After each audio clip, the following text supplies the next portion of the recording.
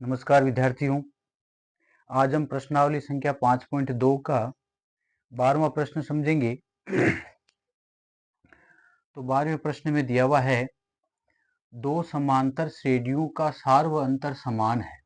दो समांतर श्रेणियां हैं और उनका सार व अंतर समान है।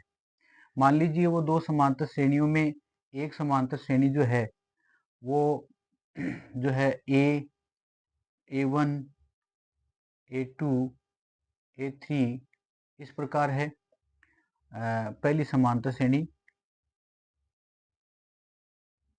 तथा दूसरी जो है दूसरी समांतर श्रेणी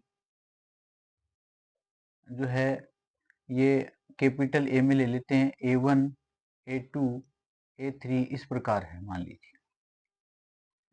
अब कहा यदि इनके 100वें पदों का अंतर 100 है तो 100वें पदों का अंतर अगर हम लिखेंगे तो इस प्रकार लिखेंगे, 100वें पदों का अंतर।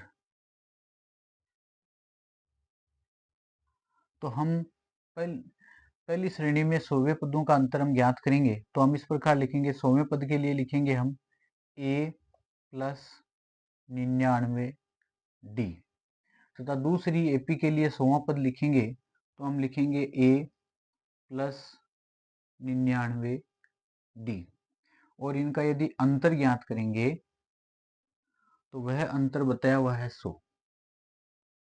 100वें पदों का अंतर 100। इनको हम सॉल्व करेंगे तो A प्लस 99 D या माइनस A और माइनस 99 D, माइनस का चिन्ह है, इनको कोष्टक से बाहर लेंगे तो ये दोनों माइनस के हो जाएंगे। तो 100वें पदों का दोनों का अंतर जो है ये 100 बताया जा रहा है। यहाँ हम हल करेंगे तो ये A माइनस A तथा यहाँ 99 D से ये 99 D कैंसिल हो जाएगा तो यहाँ बचेगा 100। तो 100वें पद के अंतर को हम A माइनस A लिख सकते हैं। यहाँ इसको समीकरण 1 नंबर दे दें हम। इसी प्रकार आगे पूछा है तो इनके 1000वें पदों का अंतर क्या होगा। 1000वें पद के लिए हम लिख सकते हैं, अब जो है हम 1000वें पदों का अंतर ज्ञात करेंगे। 1000वें पदों का अंतर, पदों का अंतर, तो उसके लिए हम लिखेंगे, इस एपी के लिए हम 1000वां पद लिख सकते हैं A प्लस 999 D तथा इस एपी के लिए 1000वां पद लिख सकते हैं A प्लस 999 D। इनमें से हम माइनस करेंगे, 1000वें पद में से 1000वां पद घटाएंगे तो हमें प्राप्त होगा A plus 999 D minus A minus 999 D। यहाँ 999 से 999 कैंसिल हो जाएगा तो हमें प्राप्त होगा इसमें A minus A, A minus A, इसको नंबर 2 दे दें तो हम पता करेंगे कि 1000वें पदों का अंतर भी 100 होगा, क्योंकि बिंदु 1 और 2 से तुलना करें। यहाँ बिंदु 1 व 2 से तुलना करने पर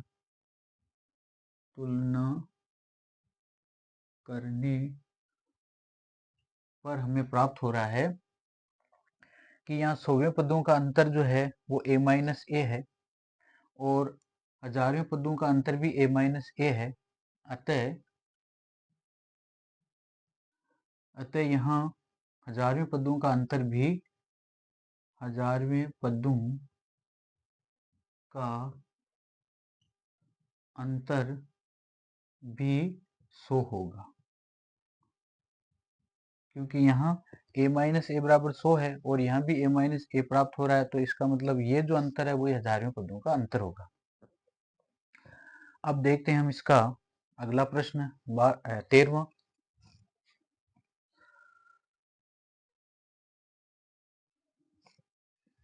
आइए देखते हैं प्रश्न क्रमांक 13, जिसमें दिया हुआ है 3 अंकों वाली कितनी संख्याएं 7 से विभाज्य है। तो 3 अंकों वाली संख्याएं, 3 अंकों वाली संख्याएं प्रारंभ होती है 100 से, और 100 से प्रारंभ होकर के ये संख्याएं चलती है 999 तक। तो 100 से लगाकर 999 तक की संख्याओं में ऐसी कितनी संख्या हैं जिनमें 7 का भाग पूरा पूरा जाता हो? तो उनमें से पहली संख्या हम पता करेंगे, तो हम देखेंगे 100 में 7 का भाग पूरा पूरा नहीं जाता, 101 में भी नहीं जाता, 102 में भी नहीं जाता, 103 में भी नहीं जाता, 104 में भी नहीं जाता, 105 में 7 का भाग पूरा पूरा जाता है। यहाँ 7 का भाग 105 में, 7 एकम 7, बच गए 3, उतार लिए 5, 7 पंजो 35, यानी 105 में 7 का भाग पूरा पूरा जाएगा। तो 3 अंकों की ऐसी पहली संख्या 105 है जिसमें 7 का भाग पूरा पूरा जाता है। तो ऐसी पहली संख्या 105 होगी। इसी प्रकार उससे अगली संख्या 7 और 5 12 112 होगी। फिर उससे अगली संख्या 7 जोड़ेंगे तो यहाँ 119 होगी। इस प्रकार अंतिम संख्या कौन सी होगी जिसमें 7 का भाग पूरा पूरा जाता हो?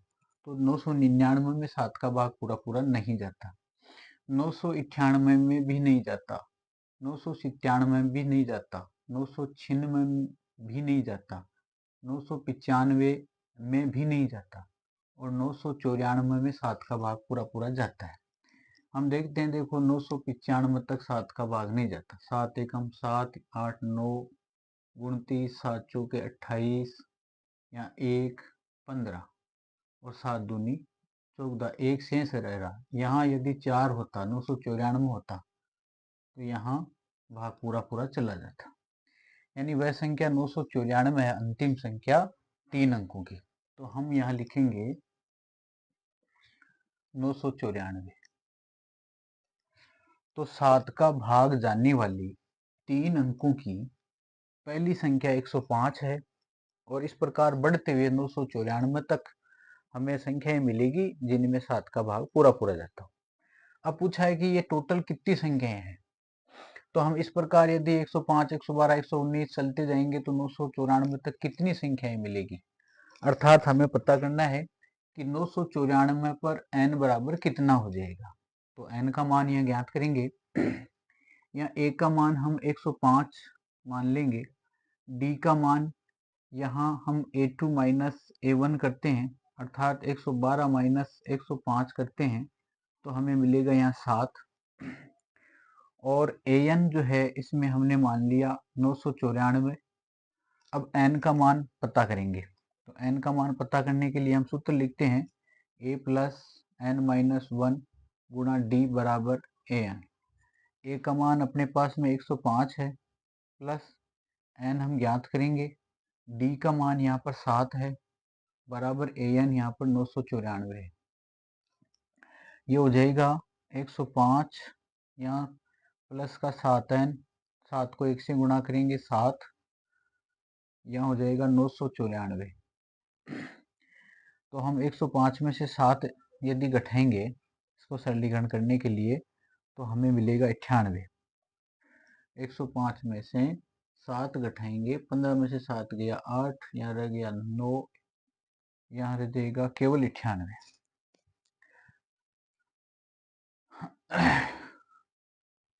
यहाँ लिखेंगे 98 और प्लस का 7 है बराबर 994। आगे हम पता करेंगे, तो हमें यहाँ मिलेगा 7n बराबर 994 माइनस 98। आगे हम लिखेंगे 7n बराबर 994 में से हम घटाएंगे 98, तो हमें मिलेगा 14 में से 8 गए 6, यहाँ रह गया 8, बन गए 18, 18 में से 9 गया तो 9, यहाँ रह गया 8, 896। और 896 में अगर हम 7 का भाग देंगे, यहाँ यदि हम 7 का भाग देंगे तो 7 एकम 7, बच गया 1, 9, 7 दूनी 14, बच गया 5, उतार लिया 6, 7 2 56, अर्थात हमें मिला यहाँ पर 128। तो 105 से लगाकर 994 तक 3 अंकों की संख्याएं 128 है, जिनमें 7 का भाग पूरा पूरा जाता है। ये प्रश्न क्रमांक 13 कंप्लीट। अब देखते हैं हम इसका अगला प्रश्न।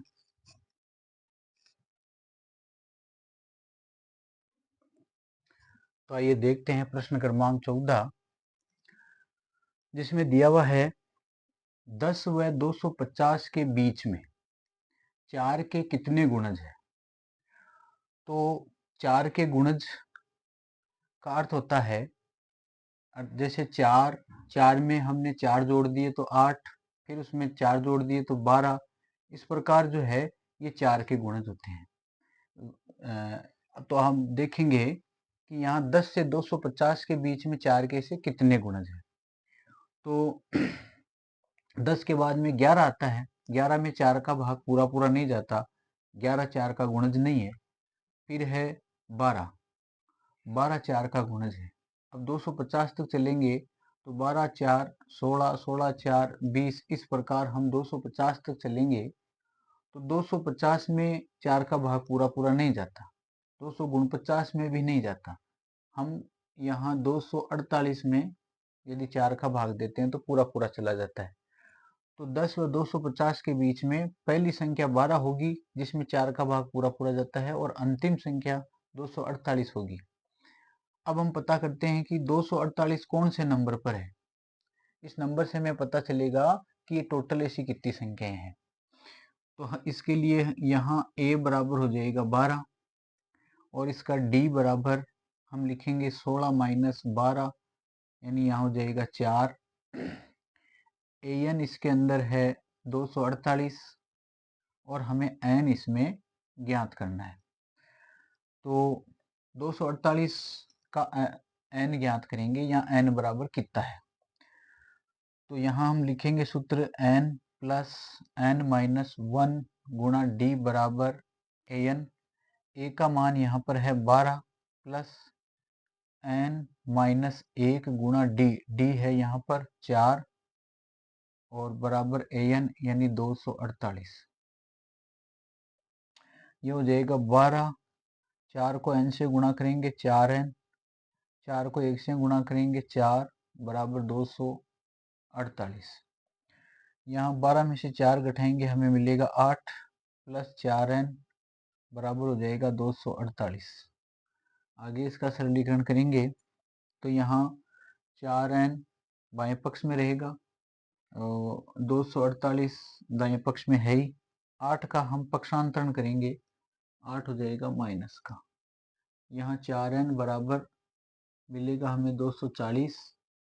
n का मान पता करेंगे तो 240 बटे 4, ये 4 बटे में।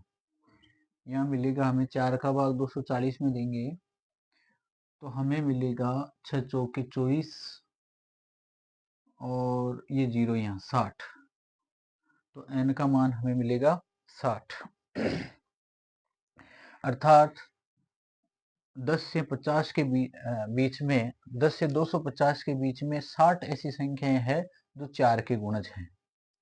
अब देखते हैं 15वां प्रश्न।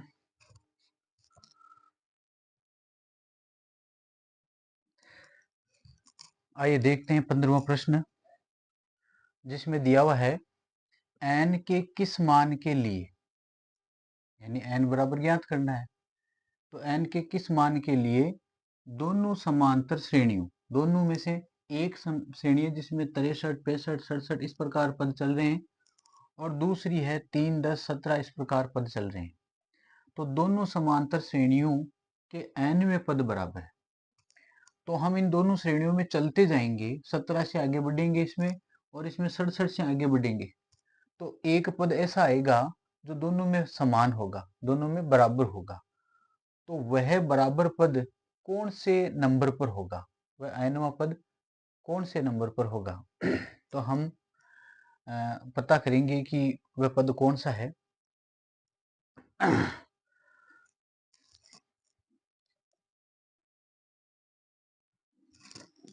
तो यहाँ हम लिखेंगे कि इन दोनों समांतर श्रेणियों में a प्लस n माइनस 1 गुणा d तथा इसका भी a प्लस n-1 गुणा d दोनों बराबर होंगे। एक पद ऐसा मिलेगा कि दोनों पद बराबर होंगे। तो हम इस श्रेणी के लिए, पहली श्रेणी के लिए a बराबर हम लिखेंगे यहाँ 63 और n-1 गुणा d इसके लिए लिखेंगे यहाँ 65 में से 63 घटाएंगे तो 2, यहाँ d का मान 2 मिलेगा।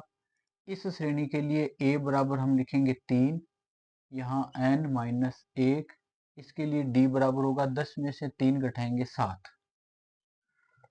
तो अब इनका सरलीकरण करके n का मान ज्ञात करेंगे।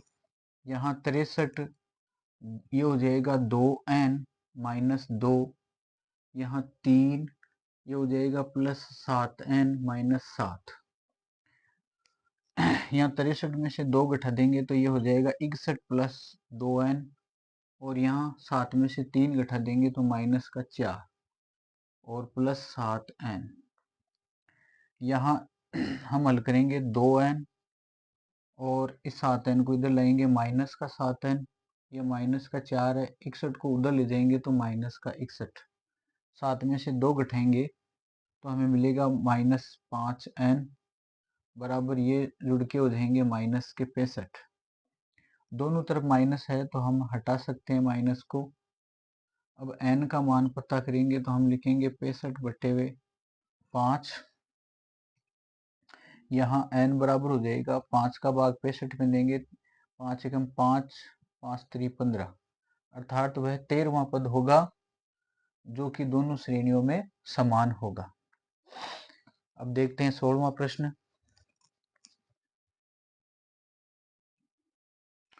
तो देखते हैं प्रश्न क्रमांक 16, जिसमें दिया हुआ है वह एपी ज्ञात कीजिए जिसका तीसरा पद 16 है। तीसरा पद 16 और सातवां तीसरा पद यहाँ लिखेंगे a प्लस, तीसरा पद है तो a प्लस 2d बराबर हमने लिखा 16। तीसरा पद 16 है और सातवां पद, सातवें पद के लिए लिखेंगे a प्लस 6d, ये सातवां पद। सातवां पद पांचवें पद से, पांचवां पद है a प्लस 4d। तो सातवां पद पांचवें पद से, पांचवें पद से 12 अधिक है, ये 12 ज्यादा है, तो हम इधर 12 जोड़ देंगे तो ये दोनों पद बराबर हो जाएंगे। एक बार प्रश्न पुनः पढ़ते हैं। वह एपी ज्ञात कीजिए जिसका तीसरा पद 16 है, अर्थात a प्लस 2d बराबर 16 है।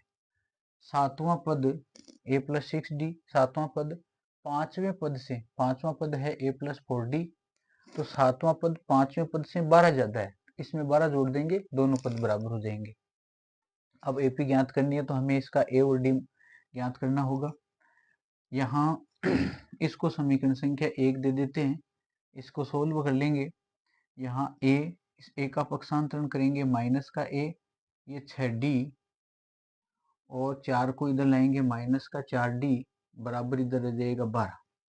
ये a से a कैंसिल हो जाएगा, 6 में से 4 घटाएंगे मिलेगा 2d बराबर 12। यहाँ d का मान हो जाएगा 12/2, अर्थात यहाँ मिलेगा हमें d 6। तो इस d का मान समीकरण 1 में रख देंगे तो हमें a का मान भी ज्ञात हो जाएगा। तो d का मान समीकरण 1 में रखने पर, समीकरण 1 में रखने पर, 1 में रखेंगे तो 1 नंबर समीकरण है अपना a प्लस 2d बराबर 16। यहाँ a प्लस 2 गुणा d का मान 6 बराबर 16।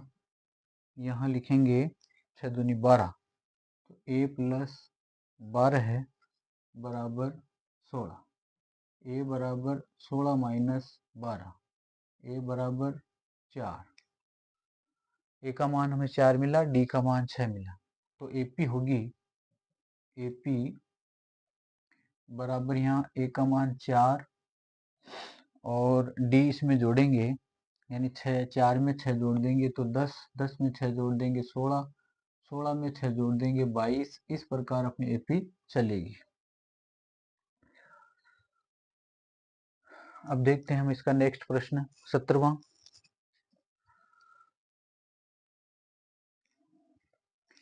आइए देखते हैं प्रश्न क्रमांक 17, जिसमें दिया हुआ है एपी 3, 8, 13 से चलते हुए 253 में इस एपी में अंतिम पद से 20वां पद ज्ञात करना है। अंतिम पद है इसमें 253, अर्थात हमें उल्टा चलना है। इधर उल्टा चलेंगे तो पहला पद हमें 253 मिलेगा, और इस प्रकार चलते हुए 20वें नंबर पर कौन सा पद है वह ज्ञात करना है। तो यहाँ अंतिम पद से ज्ञात करेंगे तो इसका पहला पद अर्थात ए, इसका पहला पद अर्थात इसका ए हमें मिलेगा 253, और इसी प्रकार इसका जब डी ज्ञात करते हैं तो A2 माइनस A1 इस प्रकार करते हैं। तो इधर से हम आगे बढ़ेंगे तो मान लीजिए अगले पद में से पिछला पद घटाना है, तो 8 में से 13 घटा देते हैं। 8 में से हम 13 घटा देते हैं, हमें मिलेगा 3, 2, 5 माइनस के 5। 20वां पद ज्ञात करना है, अर्थात यहाँ n बराबर 20 है, और 20वां पद ज्ञात करना है तो अर्थात हमें an ज्ञात करना है, यानी A20 हमें ज्ञात करना है। तो 20वां पद के लिए लिखेंगे हम यहाँ 20वां पद अर्थात A प्लस 19D लिखेंगे।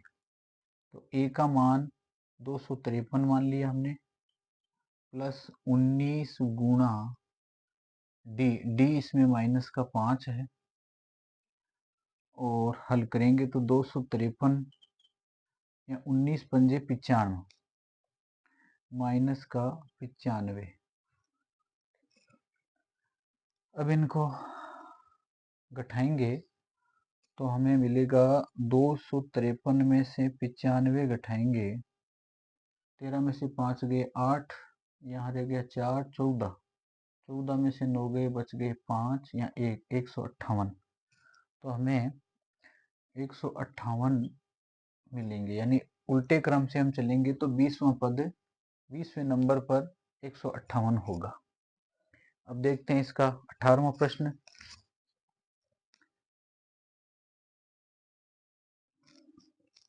तो आइए देखते हैं प्रश्न क्रमांक 18। 18वें में दिया हुआ है किसी एपी के चौथे और 8वें पदों का योग 24। तो चौथा पद हम लिखेंगे a प्लस 3d, चौथा पद तथा 8वां पद हम लिखेंगे a प्लस 7d, और इनका योग 24 है। एक बार इनको हल कर लेते हैं। a और a हो जाएगा 2a, 7 और 3 हो जाएगा 10d, और यहाँ हो जाएगा 24। अब इनको यदि हम हल्का करें, सब में 2 का भाग दे दें तो ये हल्के हो जाएंगे। यहाँ 2 से 2 कटेगा तो हमें मिलेगा a, यहाँ 2 का भाग 10 में देंगे 5d, और 2 का भाग 24 में देंगे तो 12। इसी समीकरण संख्या 1 दे लें। प्रश्न पुनः पढ़ते हैं। चौथे और 8वें पदों का योग 24 है, यहाँ तक हमने 1 नंबर समीकरण बनाया। आगे कहा है तथा छठे और 10वें पदों का योग 44। तो छठा पद हम लिखेंगे a प्लस 5d,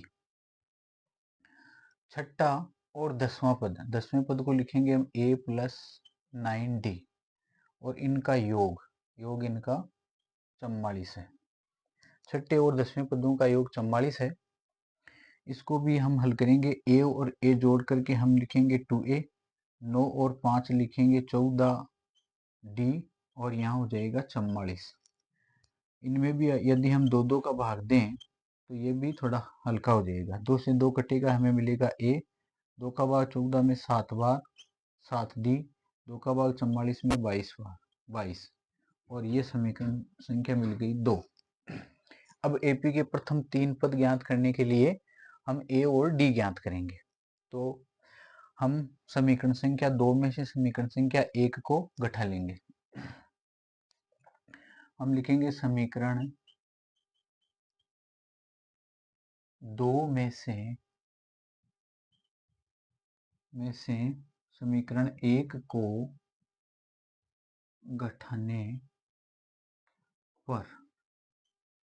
घटाएंगे तो 2 नंबर समीकरण है अपना a प्लस 7d बराबर 22 और 1 नंबर है a प्लस 5d बराबर 12। इनको विलोपन विधि से हल करेंगे, ये माइनस और ये माइनस। दूसरे समीकरण के चिन्ह बदल देंगे, यहाँ ये कैंसिल हो जाएगा, ऐसे ये कट जाएगा, 7 में से 5 गए तो हमें मिलेगा 2d, यहाँ मिलेगा 0, 2 में से 1 गया तो 1, 10, यानी d बराबर मिलेगा हमें 10/2, अर्थात हमें d बराबर मिला 5। जब d का मान ज्ञात हो गया है तो हम a का ज्ञात कर लेते हैं। d का मान किसी भी एक समीकरण में रख लेंगे। d का मान हम समीकरण 1 में रखते हैं, या d का मान समीकरण 1 में रखने पर, समीकरण 1 में रखने पर 1 में रखेंगे तो 1 नंबर समीकरण है अपना a प्लस 5d बराबर 12, यानी यहाँ a प्लस 5 गुणा d का मान है 5 बराबर 12। इसको हम सरल करेंगे तो हमें मिलेगा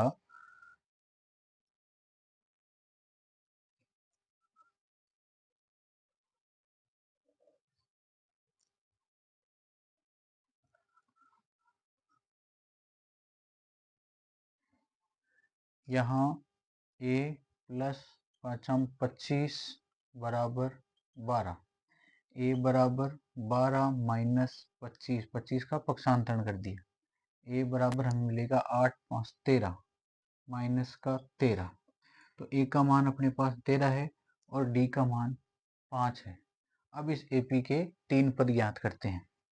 तो पहला पद जो है a1 जिसको कहते हैं, ये माइनस का 13 हो जाएगा। a2 हम ज्ञात करेंगे तो हम लिखेंगे a प्लस डी, अर्थात a का मान 13 प्लस d का मान 5, तो 13 ये घटेंगे, 13 में से 5 निकाल देंगे, हमें मिलेगा 8। इसी प्रकार जब हम इसका तीसरा पद ज्ञात करेंगे, तीसरा पद तो हम लिखेंगे a प्लस 2d, तो a इसका माइनस का 13 है प्लस 2 गुणा d का मान 5 है, यहाँ 13 5 दूनी हो जाएगा 10, और 13 में से 10 घटाएंगे हमें मिलेगा 3। तो इसके तीनों पद हो गए, पहला पद हो गया माइनस का 13, दूसरा पद हो गया माइनस का 8, तीसरा पद हो गया माइनस का 3। इस प्रकार ये AP चलेगी। अब समझते हैं हम इसका अगला प्रश्न।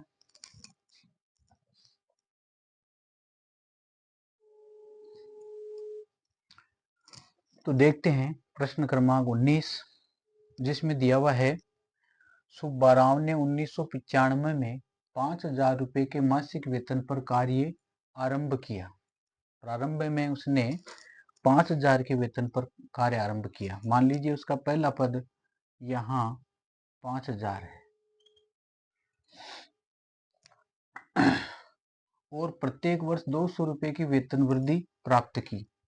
तो हम देख सकते हैं कि 200 रुपए की वेतन वृद्धि होगी तो 5,000 में 200 जोड़ देंगे। अगर हम 5,000 में 200 जोड़ देंगे तो अगले वर्ष उसका वेतन हो जाएगा 5,200 रुपये।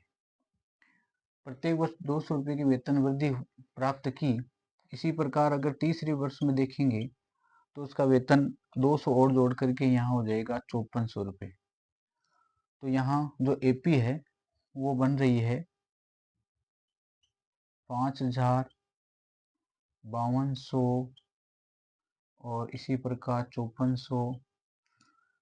तो पूछा है प्रत्येक 200 रुपये की वेतन वृद्धि प्राप्त की, किस वर्ष में उसका वेतन 7,000 हो जाएगा। तो इस प्रकार बढ़ते बढ़ते 7,000 रुपये कौन से वर्ष में जो है उसका वेतन हो जाएगा। तो इसी प्रकार 1 2 3 ऐसे चलते हुए 7,000 पर n बराबर क्या होगा वो पता करना है। तो n बराबर पता करने के लिए हम जो है यहाँ सूत्र लिखेंगे a प्लस n माइनस 1 गुणा d बराबर हम लिखते हैं an।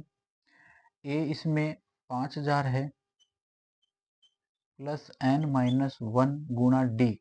डी 200 रुपये बढ़ रहे हैं तो इसका डी बराबर 200 है यहाँ पर।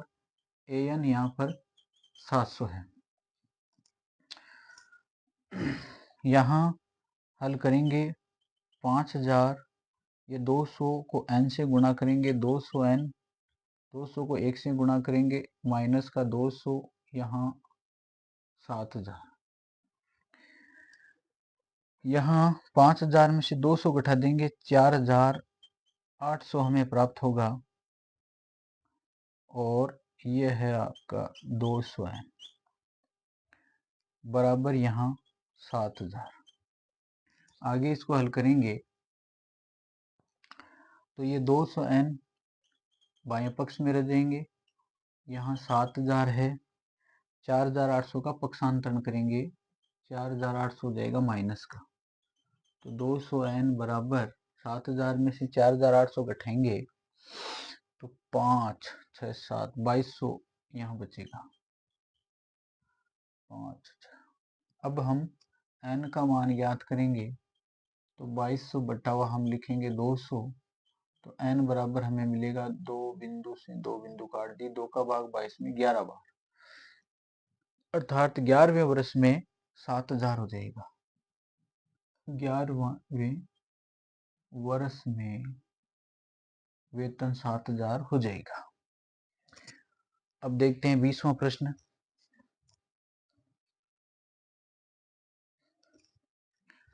आइए देखते हैं इस प्रश्नावली का अंतिम प्रश्न, 20वां प्रश्न, जिसमें दिया हुआ है रामकली ने किसी वर्ष के प्रथम सप्ताह में 5 रुपए की बचत की। प्रथम सप्ताह में 5 रुपए की बचत, अर्थात उसका पहला पद 5 है, और फिर अपनी साप्ताहिक बचत 1.75 रुपए बढ़ाती गई। तो यहाँ दूसरा पद जो है ये इसका पहला पद होगा और दूसरा पद जो है वो 5 प्लस उसमें 1.75 जोड़ेंगे तो ये हो जाएगा 6 रुपये 75 पैसे। ये दूसरा पद हो जाएगा। इसी प्रकार जो है उसकी एपी बढ़ती गई, अर्थात उसकी एपी पहला पद 5, दूसरा पद 6.75, इस प्रकार बढ़ते हुए जो है 20.75 उसकी बचत हो गई। अब हमें पता करना है कि इस एपी में ये कौन से सप्ताह में जाकर 20.75 हुई। तो यहाँ कौन n बराबर क्या है वो ज्ञात करना है। तो यहाँ पहले हम d ज्ञात कर लेते हैं। d यहाँ पर 1.75 है जो कि ये इस गति से बढ़ रही है। यहाँ n ज्ञात करने के लिए हम सूत्र लिखते हैं a n-1 गुणा d बराबर an। यहाँ a का मान 5 प्लस n-1 गुणा d का मान 1.75 बराबर an 20.75। यहाँ 5 इसको n से गुणा करेंगे, ये 1.75 n इससे गुणा करेंगे माइनस 1.75 बराबर 20.75। यहाँ 5 में से ये घटाएंगे, 5 में से हम 1.75 घटाएंगे तो हमें मिलेगा 10 में से 5 गए 5, यहाँ रह गए 9, 9 में से 7 गए 2, यहाँ रह गया 4, 4 में से 1 गया 3, हमें मिला 3.25 और प्लस 1.75 n बराबर 20.75। अब हमें ज्ञात करना है यहाँ 1.75 n बराबर 20.75, इसका पक्षांतरण करेंगे माइनस 3.25। आगे इसका सरलीकरण करेंगे, यहाँ मिलेगा 1.75 n बराबर यहाँ 20.75 में से 3.25 यदि हम घटाएंगे तो यहाँ 0, 7 में से 2 गया 7 गया 6 गया 5, और यहाँ 10 में से 3 गया 7, यहाँ 1, ये मिलेगा 17.50। अब n का मान निकालना है हमें। हम लिखेंगे 17.50 बट्टा 1.75। यहाँ इसको घटाएंगे तो पॉइंट से पॉइंट यदि काट देंगे तो हमें मिलेगा 1750 बट्टा 175। इसको काटेंगे तो ये 175 के पहाड़े से एक बार, ये 175 के पहाड़े से 10 बार, अर्थात n बराबर 10। यानी हमें 10वें सप्ताह में बचत जो है 20 रुपये 75 पैसे मिलेगी। यह आपकी प्रश्नावली 5.2 कंप्लीट। धन्यवाद।